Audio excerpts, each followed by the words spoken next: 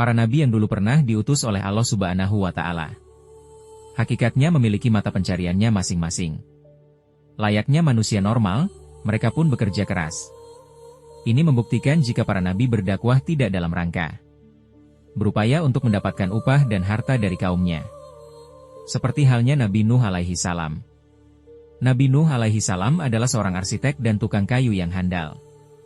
Di dalam satu hadis disebutkan, Nabi Daud alaihi salam adalah seorang pandai besi. Nabi Adam alaihi salam adalah petani. Nabi Nuh alaihi salam adalah arsitektur. Nabi Idris alaihi salam adalah seorang penjahit. Dan Nabi Musa alaihi salam adalah seorang penggembala. Hadis riwayat Ibnu Abbas. Sebelum kita lanjut pembahasannya. Assalamualaikum warahmatullahi wabarakatuh. Syukur alhamdulillah kita bisa berjumpa lagi di channel Aris Panji. Sholawat serta salam selalu terhadap junjungan kita Nabi besar Muhammad sallallahu alaihi wasallam. Sahabat beriman yang dirahmati Allah Subhanahu wa Ta'ala. Marilah kita senantiasa untuk bersyukur kepada Allah Subhanahu wa Ta'ala atas berbagai karunia yang diberikannya kepada kita, terutama nikmat keimanan dan keislaman. Dan jangan lupa, sempatkanlah menulis sholawat di kolom komentar. Yuk lanjut. Memang bukan ternyata tidak didasari pada bukti arkeologis yang kredibel. Sebenarnya bukan hanya dari kelompok Nabi saja yang mengkonfirmasi telah menemukan bahtera Nabi Nuh alaihi salam. Ada banyak kelompok atau ilmuwan lain yang katanya berhasil menemukan bahtera kapal Nabi Nuh alaihi salam tersebut. Dan bahkan sebelum Nabi menemukannya. Penemuan itu terjadi pada bulan Juli tahun 1951. Di mana sebuah tim yang terdiri dari para ahli arkeolog asal Rusia melakukan penelitian terhadap Lembah Kaat. Para ilmuwan Rusia ini menemukan sebuah tambang baru di daerah Lembah Kaat. Mereka juga menemukan beberapa potongan kayu yang banyak berserakan di lokasi tersebut. Maka karena potongan-potongan kayu tersebut terlihat begitu mencurigakan, para ilmuwan itu menggali tempat tersebut dengan tujuan untuk menemukan sesuatu yang berharga. Dan alangkah terkejutnya mereka. Rupanya di bawah timbunan tanah masih banyak potongan-potongan kayu purba yang tertimbun jauh di dalam tanah. Setelah dilakukan penelitian pada beberapa lapisan kayu tersebut, kayu-kayu itu bukanlah jenis kayu yang biasa. Dan diperkirakan juga menyimpan rahasia yang sangat besar di dalamnya. Hal itu didapat dari hasil pemeriksaan yang dilakukan oleh salah seorang ilmuwan yang ikut dalam penelitian tersebut. Lalu para ilmuwan ini mengevakuasi kayu-kayu yang ditemukan tersebut ke tempat yang berbeda. Rasa keingintahuan yang besar dari para ilmuwan ini membuat mereka begitu antusias di dalam kegiatan investigasi potongan kayu misterius tersebut. Dari sekian banyak potongan kayu yang ditemukan di tempat tersebut, ada satu yang menarik, yaitu sepotong kayu panjang yang berbentuk persegi. Potongan kayu yang berukuran 14x15 inci tersebut, ternyata kondisinya jauh lebih baik jika dibandingkan potongan-potongan kayu yang lain. Dari awal penemuan potongan kayu, pada bulan Juni tahun 1951, para ilmuwan ini terus melakukan penelitian terhadap kayu-kayu tersebut. Mereka membutuhkan waktu yang cukup lama untuk meneliti semua potongan-potongan kayu tersebut.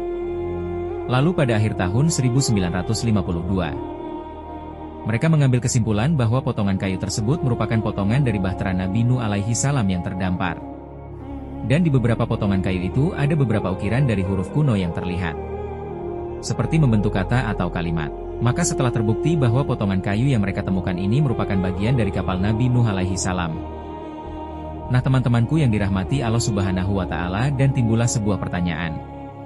Kalimat apakah yang terukir di kayu tersebut? Para ilmuwan tidak mengetahui makna dari tulisan tersebut.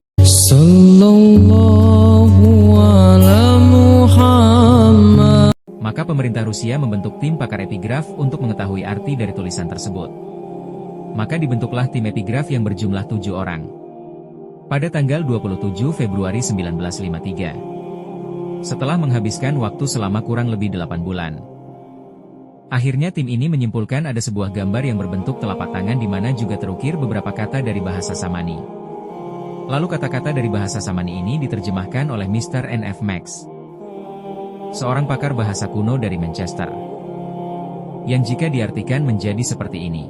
Ya Allah penolongku, jagalah tanganku dengan kebaikan dan bimbingan dari tubuhmu yang suci.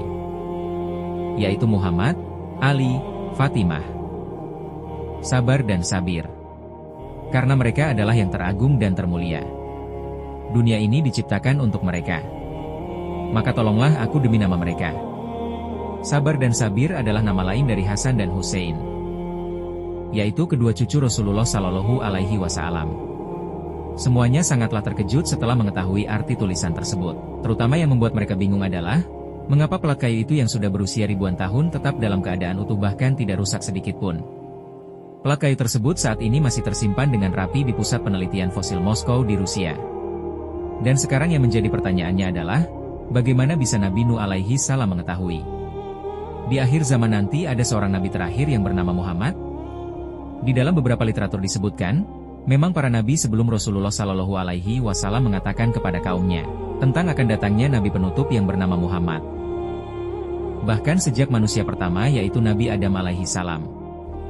Di dalam salah satu hadis disebutkan, Rasulullah Shallallahu Alaihi Wasallam pernah bersabda, tatkala Allah menghidupkan Adam, Adam pun melihat ke arah HRS dan melihat namaku. Allah Subhanahu wa Ta'ala memberitahukannya, itu adalah penghulu keturunanmu. Ketika Adam dan Hawa diperdaya setan, mereka bertobat dan memohon syafaat kepada Allah Subhanahu wa Ta'ala dengan menggunakan namaku. Hadis riwayat Imam Al-Baihaqi. Kemudian di dalam Injil kontroversial yaitu Injil Barnabas juga disebutkan.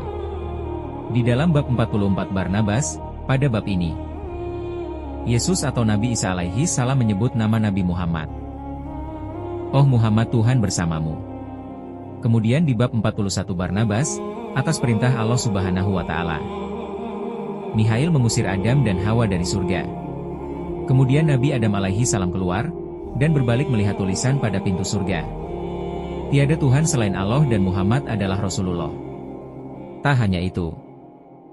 Di masa dakwah Nabi Musa alaihi salam atau di dalam Taurat, disebutkan di dalam Kidung Agung Mei 16, yang artinya, teramat manis tutur katanya. Ia adalah Muhammadim. Inilah kekasihku dan sahabatku. Oh putri-putri Yerusalem.